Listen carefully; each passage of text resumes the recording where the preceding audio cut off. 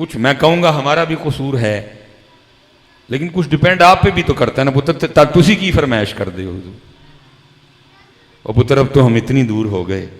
ماں کی فرمائش ہوگی، سب کی فرمائش ہوگی، اس کی تو فرمائش بھی کوئی نہیں کرتا، وہ دی فرمائش بھی ہمارا بھی قصور ہے، ہمیں بھی پوری وانڈ ڈالنی چاہیے، حمد ہو، پھر ناشیف ہو، رج کے ہو ناشیف، پھر سیدنا صدیق اکبر ہوں، پھر مولا مرتضیٰ ہوں، پھر سیدہ کائنات ہوں، ہمیں بھی چاہیے پتہ لگے کہ بھائی کچھ سنیاں دی محفل ہے تو پڑھن بھی سنی ہے کوئی، لیکن ہم اس پہ بھی نہیں اترتے پورے حضرت۔ اب تو دیکھا ہے بمشکل ایک ہی نعت پڑھ دینے نبی علیہ السلام دی، تینیاں 4 شعر، اور پھر جناب فرمائشیں شروع ہو جاتی ہیں۔ ٹھیک ہے فرمائشیں بھی ہوں، لیکن پتر پورا تو اتری ہے، اب تو اللہ کی فرمائش بھی کوئی نہیں کرتا ہے۔ منو تو حضرت کو 20 سال ہو چلے نے سٹیجاں تے، تسی کدی ویکھیا ہوئے سو ویکھیا ہوئے، میں ماں کی فرمائش ہو جاتی ہے، لیکن اس کی یہ فرمائش بھی،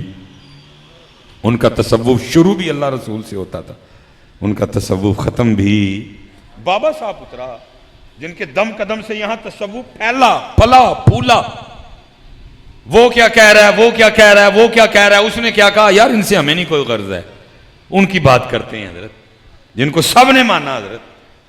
ان کی بات کرتے ہیں پتر، یہ کیا کہہ رہا ہے، وہ صاحبزادہ صاحب کیا کہہ رہے ہیں، وہ پیر صاحب کیا کہہ رہے ہیں، بھائی سانو نہیں پتا کیا کہہ رہے ہیں، ہم بابا صاحب کی بات کرتے ہیں جن کو میر علی شاہ صاحب نے بھی مانا حضرت۔ جو پیر کن کے ہیں جی، جو پیر کن کے ہیں، حضرت خواجہ نظام الدین اولیاء کے پیر ہیں حضرت،